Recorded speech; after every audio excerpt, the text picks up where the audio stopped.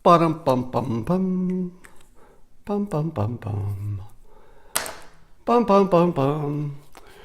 Come on in here. Hey, Julie and other people. Ken, come on in here. Jess, I'm not going to say that name. Donna, come on in here. We got breaking news. Breaking news. And it's the funny kind. It's your favorite kind. What kind of news is better than the funny kind? Nothing. Let me turn off my phone here. So if you're watching the news, you know that Sarah Sanders has announced that the president has decided to revoke the security clearance of John Brennan, who was the CIA chief under Obama. But more recently, he's been President Trump's most vocal, probably most vocal and powerful critic.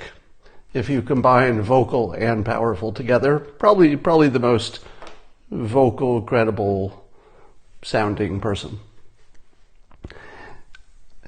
Hey, Josh. And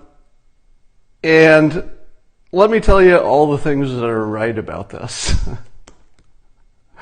I don't know where to start. So I'm watching CNN's coverage. And if you watched my Periscope this morning, you know I talked about how CNN and other news sites, they're not unique, but they have this characteristic that they try to make you think past the sale.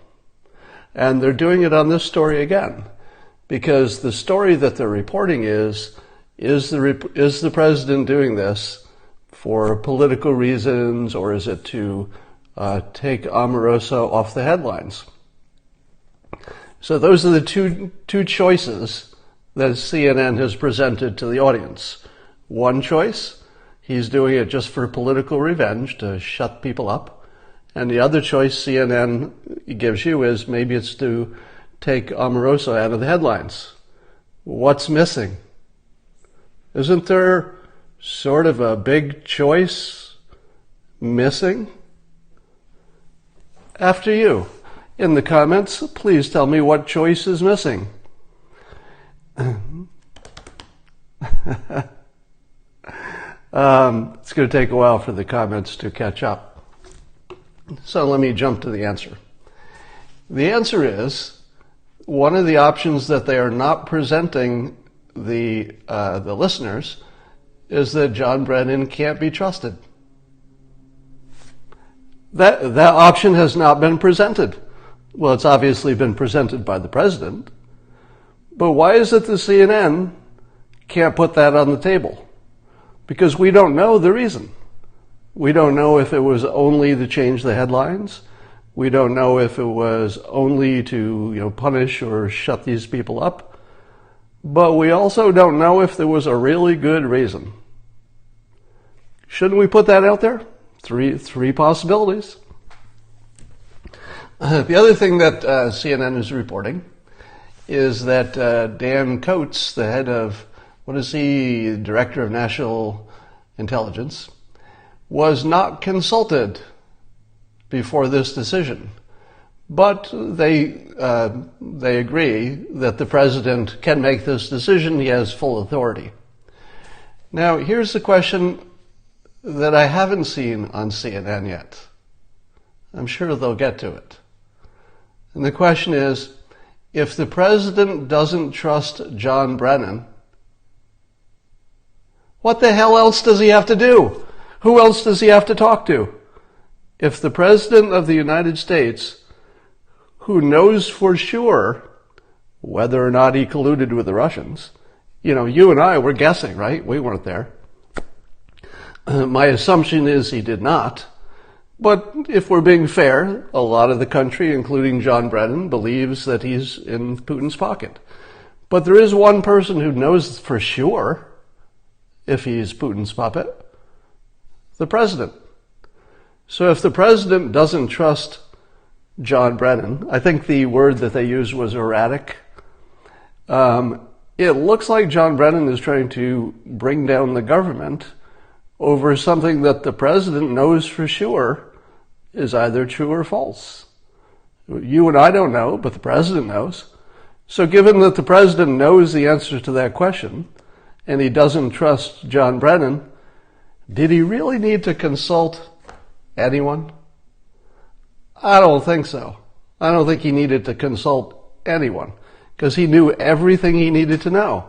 He knows if he's guilty, presumably he's not, and he knows that John Brennan is trying to convince the country that he is, which is one of the biggest risks to the country you could ever imagine. So it was completely irrelevant if Dan Coates weighed in on the value of his clearance. Now keep in mind, the security clearance taken away can be reassigned. So if there were some particular security, let's say some emergency came up, and we just needed Brennan's input. How long would it take to give him his security clearance back? I don't know, an hour? You can always give it back, so it's not like anything's truly lost. So let me tell you what else I like about this. The president was put on the defensive with this Omarosa saying, well, there's this tape out there, but probably not. All the evidence is that there's not. But it still was enough for the news to say, can you prove? Here's the fun part. Pay attention to this. So the news, the press, is saying, can you prove that no tape will ever show up? Well, you can't really prove a negative, can you?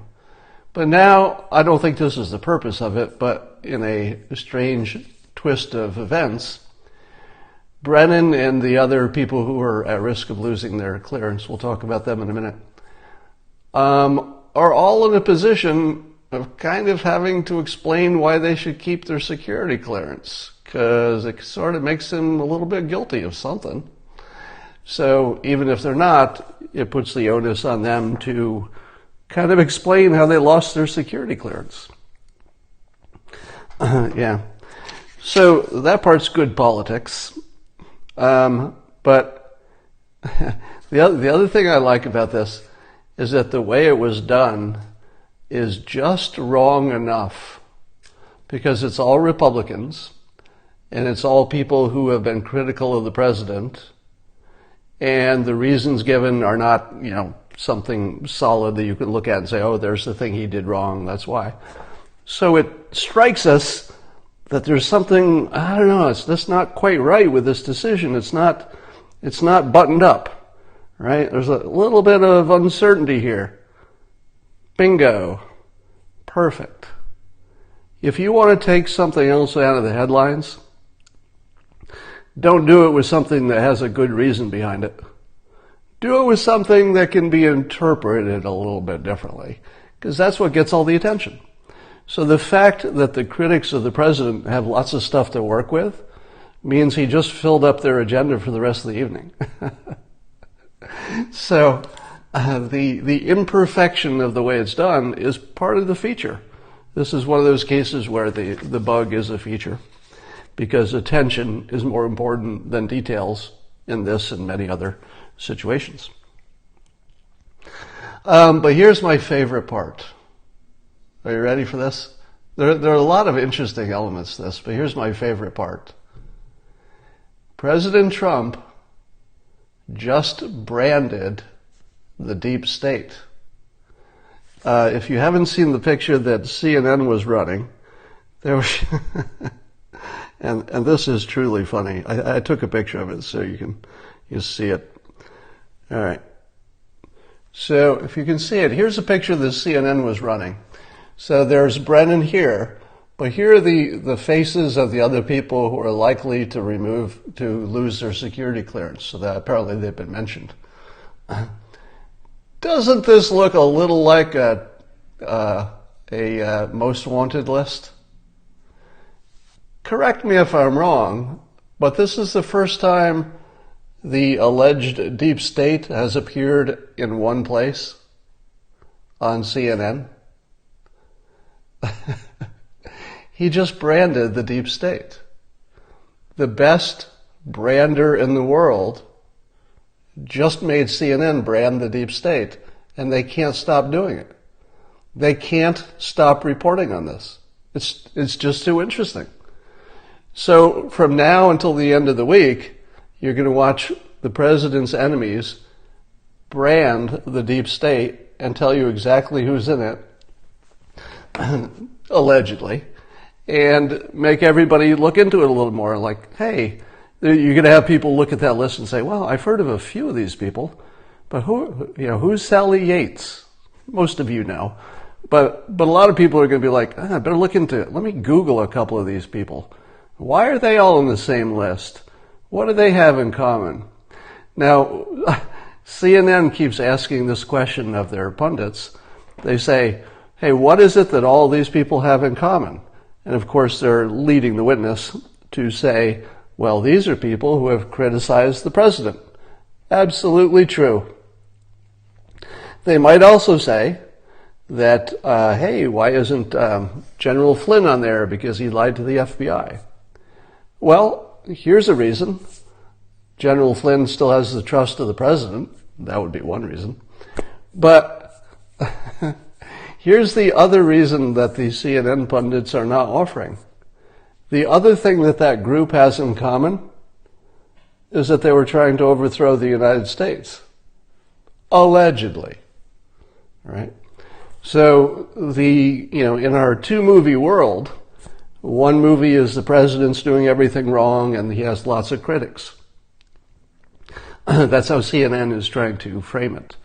But in the other movie, this group of people allegedly are part of the deep state attempt to take down the president because they didn't like the election results. Allegedly. Now, we live in a world where you can't really ever be sure what's true. Somebody saying only tinfoil has Scott believes this. I'm getting to that. You're getting ahead of me.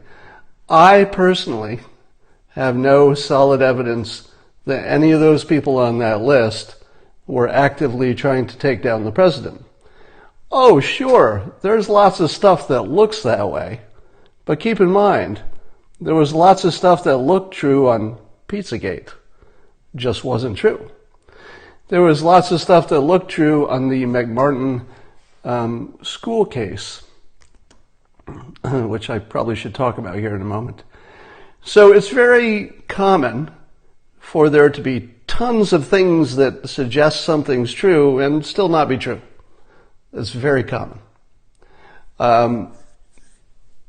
But we have these two competing movies. One is the president is working with Putin and the election was determined by the Russians, and the other is that the deep state is working against the legally elected president.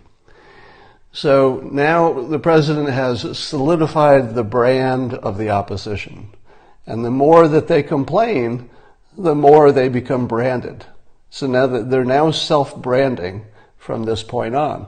Because you can't really say you can't really say Brennan lost his security clearance without mentioning the others. It's too connected to the story. You just have to mention them as a group. It's perfect. It's perfect in terms of politics and persuasion. You can make your own decisions on the ethics and the morality of any of this stuff. Anything I've talked about, feel free to put your own layer of ethics and morality on it. We're not ignoring it. I'm just trusting you to do it. You don't need me for that. Let's talk about a little detour here to the case. There's some kind of Pennsylvania situation where there are hundreds or 1,000 alleged kids who were apparently the victims, allegedly, of priests, Catholic priests. And I was watching the coverage of that this morning, and if I hear a story about a Catholic priest molesting somebody, I'm biased toward thinking that's probably true. Because there have been enough stories of it happening that you say, if you hear another one, it's very sad and it's probably true. But this morning I heard allegations of what allegedly some of these priests did that are so over the top that I call bullshit. Now, I don't call bullshit on every allegation, because it seems to me likely that some of them are real. But when you start hearing that that the priest was drinking the bodily fluids of 5 sisters and washing out the mouth of one of the victims with holy water, I'm sorry, you've gone too far. And we have a precedent for this exact thing. 2 precedents. One is Pizzagate. Plenty of evidence for Pizzagate. It just wasn't true. And if you are not familiar with the McMartin preschool case in the 70s, I think, maybe 80s, you should do it. Research the McMartin case, and you'll see that there was a preschool in which the preschool management, 80s, somebody is correcting me, the management of a preschool, they were accused of horrible satanic rituals and abuse of children, and there was a lot of evidence. There was a lot of evidence, because they would interview the children and say, hey, is there a secret room underneath the school where people are taking kids? And some of those kids would say, yep, I've been in that room. I got abused. Weird things happened. And none of it was true. There were no rooms under the school. No evidence ever corroborated any of it. And in the end, smart people looked at the tapes of the police, I think the police, interviewing the children, and it became obvious that they were leading the children to make up stories. And then they were encouraging them and sort of complimenting them when the stories were the type that they wanted to hear. Kids are very impressionable. You can make them make up a story really easily. And when you're done, they'll actually believe it. That's the weird part. So when you look at this Catholic priest story and you hear that there are 1,000 victims, there are 2 possibilities. 3, I suppose, but 2 likely. Number 1, there are 1,000 victims of sexual abuse. Maybe every part of that is true. And it wouldn't be wholly impossible, because there's such a track record of things like this happening that on its surface, you'd say, could be true. Now, the odds of all of it being false, it's not impossible. My feeling, my bias, is that there's something to it. But somebody's saying, it's true, dude. Yeah, my bias is the same. So my bias says, probably with that much smoke, there's something to it. But the third possibility is that there's something to it, but that the whoever's doing the interviews are leading the witnesses. So don't assume that the stories, the most spectacular stories you hear about that, are true. Somebody just said that Brennan tweeted. We're going to have to see that. Okay. Here we go.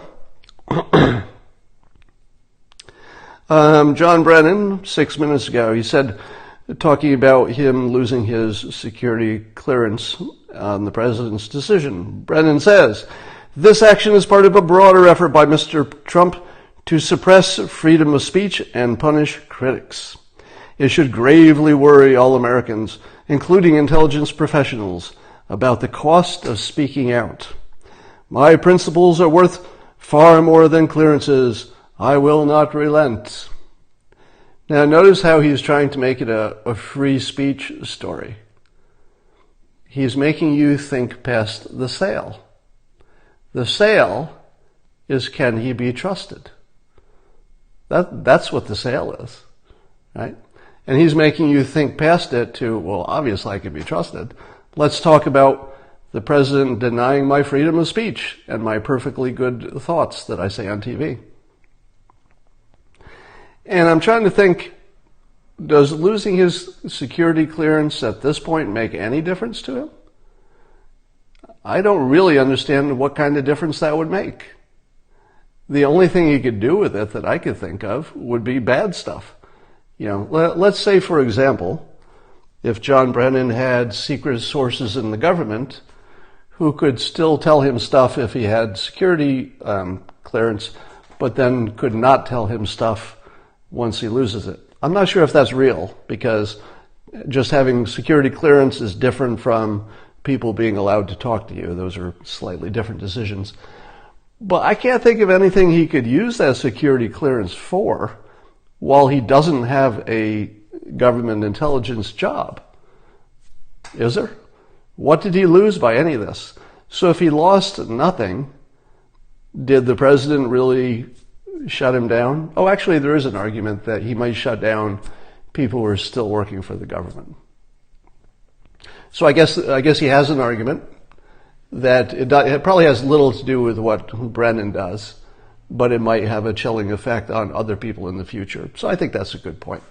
But in order for that to be a good point, you have to think past the sale.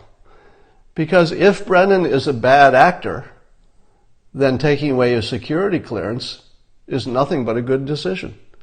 And good decisions should not be anything that affects, the ability of other people to have free speech. He has an NDA. Brennan is trusted more than Trump, somebody says. That is not true. Well, it might be true if you did a poll, but I think it would be more clear to say that Trump supporters trust Trump and anti-Trumpers trust Brennan. But that has nothing to do with either one of them being trustworthy. Bigger question, why did Trump bother? Well, you must have missed the insightful first part of my Periscope where I talked about that. Spied and lied. Yeah, somebody says he spied and lied. Rand Paul says he monetized his security clearance. I don't know what that means, because it seems to me the CNN would still hire him with or without security clearance.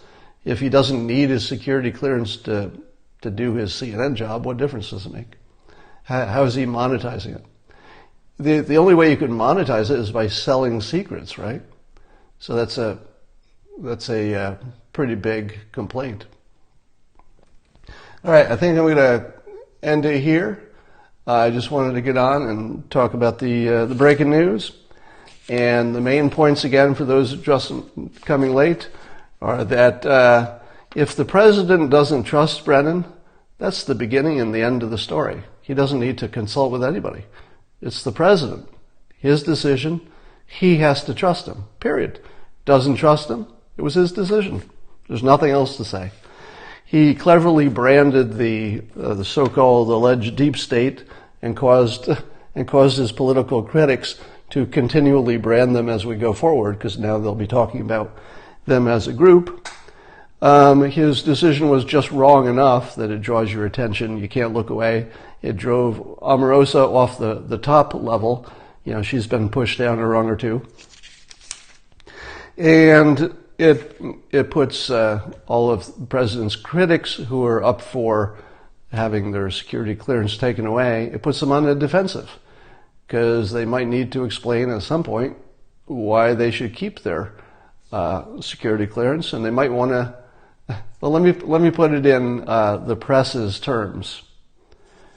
John Brennan, can you guarantee to us that we will never find evidence that you did something that would be bad for your security clearance? No, that's not a good example, because that's asking John Brennan himself. How about this? You say to Clapper, can you Clapper guarantee us that there'll never be anything that comes out about John Brennan that would validate him losing his security clearance? That's the question I want to see. Don't ask the person, because the person you ask can say for sure whether there's a tape or whether they've done something wrong. That person can answer. But nobody else can answer for whether something's impossible for another person. They really can't do that. So ask Clapper if he can guarantee nothing will ever come out about Brennan. See what he says. All right, we've had our fun for today, and I will talk to you all later.